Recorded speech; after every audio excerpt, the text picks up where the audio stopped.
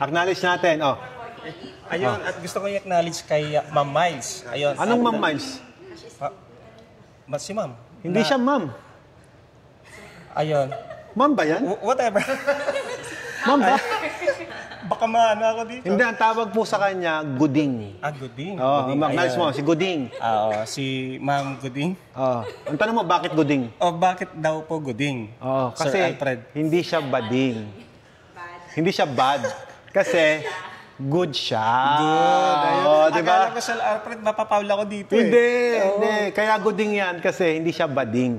Guding. Ganun pala. Ganun. Guding. Oh, kamusta ang after sales service ng Watermax, boss? Napakaganda po at hindi po ako pinabayaan ni Guding. Guding. Halika dito kasi Guding. Halika. Kaya si Guding, nagpapasalamat po ako sa Watermax at talagang sa sobrang kulit ko at naintindihan niya ako.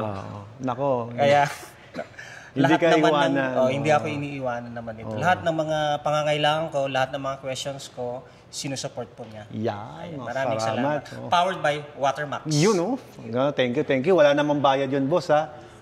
Ito, binigyan ko ng damit. Di ba binigyan kita ng damit? Boss. Binigyan ko ng dekalidad si sir, eh. Actually, boss, napakabait ni boss. Di ba? Hindi lahat ng may-ari ng mga kagaya nito, mga may negosyante ka, minsan mahirap mo silang huliin. Yun, tinutulungan din ako ni Sir Alfred na i-promote. Pasensya na at may lasok.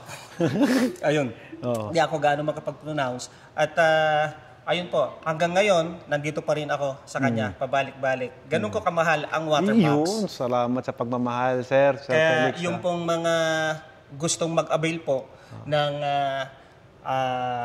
machines, ng water machine, nandito po, may mga ice maker pa dito, washing machines. Pumunta lang po kayo dito kay Watermax, kay Sir Alfred. At nandito naman po yung mga kanyang mga staff na mababait at magaganda. Aasikasuhin po kayo. Yun. Salamat, bossing. Maraming salamat. Ayan, guys, pupunta ako ng Kabanatuan dahil kay sir. Pero, sir, binigyan kita ng damit. Hindi mo ginamit. Actually, boss, hindi ko po ginamit yung damit. Pinrame mo, eh. Yes. Nabibigyan kita ulit ng damit, yung gagamitin mo na.